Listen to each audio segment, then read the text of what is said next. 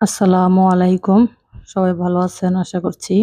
আল্লাহর রহমতে আমরাও ভালো আছি। তো আজকে আমি একটু ব্রয়লার মুরগির রেসিপি দিব। তো ১ম এ তেলের ভিতরে দিয়ে দিলাম লং, তারপরে গোলমরিচ, তেজপাতা, দারচিনি, তারপরে দিয়ে দিলাম পেঁয়াজ। এভাবে যদি ব্রয়লার মুরগিটা রান্না করা যায় খুবই টেস্ট হয়। তো আমি পেঁয়াজটা একটু ভালোভাবে লাল করে ভাইজে নিব। তো এভাবে রান্না করলে খুবই টেস্ট হয়। যে যেরকমভাবে রান্না করেন তো এভাবে ট্রাই করে দেখেন ব্রয়লার মুরগিটা খুবই ভালো হয়। তো এখানে যে পেঁয়াজটা ভাইজে নিলাম, তারপরে এখানে আমি একটু আলুটাও ভাইজে নিব কিছুক্ষণের জন্য। তাইলে আলুটা আরকি খাইতে খুব টেস্ট হবে। তো সেদিন রান্না করছিলাম, সবাই খায়া বলতেছিল খুবই টেস্ট হইছে। তো এর জন্য ভাবলাম যে একটু ভিডিও করি, যেহেতু টেস্ট হয়েছে। সবাই তো রান্না-টান্না করতে পারে। তারপরেও একেকজনের রান্নার ধরন একেক রকম।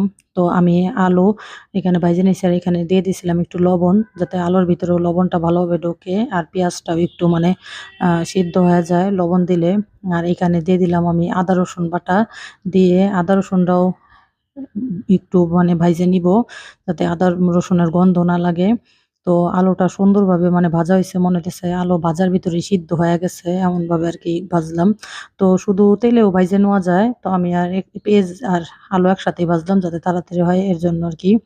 তো এখানে মাংসটাও একটু ২-৩ মিনিট ভাইজে নিব। তো ভাইজে নেওয়ার পরে তারপর আরকি এক, এক করে মসল্লা এড করব।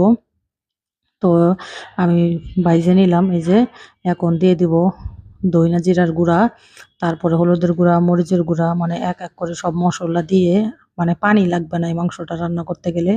মসল্লার মাংসতে, আলুতে যে পানিটা উঠছে ওইটাতে মসল্লা কষানো হয়ে যাবে। তো আমি একবারে শুধু ঝোলের সময় পানি দিব। এইভাবে রান্না করলে আরকি পানি না দিলেও চলে কষানোর সময়। তো এই যে প্রায় আমার কষানো হয়ে গেছে। তো এখানে আমি এখন ঝোল দিয়ে দিব। আর সেদিন যে রান্না করছি এভাবেই রান্না করছি। খুবই নাকি টেস্ট হয়েছিল। তো এজন্য ভাবলাম যে আজকে এভাবেই রান্না করে দেই। তো মাংসতে আমি আলু দিতে চাইছিলাম না ১ম এ।